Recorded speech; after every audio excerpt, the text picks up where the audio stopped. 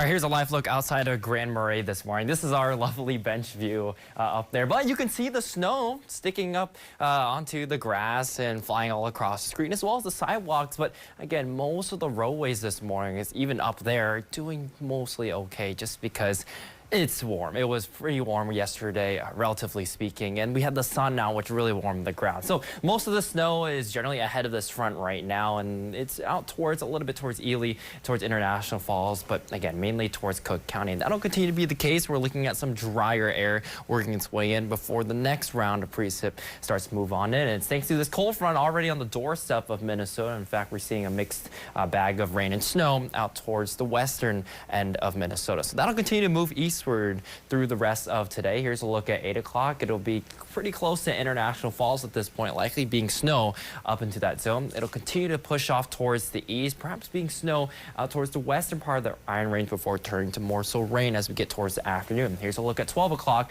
Now here's 2 o'clock. Notice rain here into the Twin Ports. We're not going to be seeing much snow accumulation when it moves on through, but the snow may very briefly be heavy, and that's just because, well, there's a little bit more juice into the atmosphere. But nonetheless, swiftly moving on through. Here's a look at 5 o'clock. It's already in our eastern zones, and again, it'll be into the 30s and 40s, even behind this front, before the cold air finally begins to work its way in during the evening hours, leaving behind a few mixed rain and snow showers. Those could also be potentially moderate at times, but very scattered across the area. Then the cold air really begins to work its way in, but it's not that much colder, into the 20s and 30s, leaving behind a few flurries across the area, generally north and east of US 2, and then it fades off during Thursday evening. And so we're not talking about a whole lot here. Temperatures right now are into the 20s and 30s. Most areas are in the 30s. Grand Marais are the only spot into the 20s as of right now. So for today's forecast, we're looking at highs into the 30s, 40s, and 50s. We could be talking about some mid-50s down to the south. That's, again, you might even see a peak of sunshine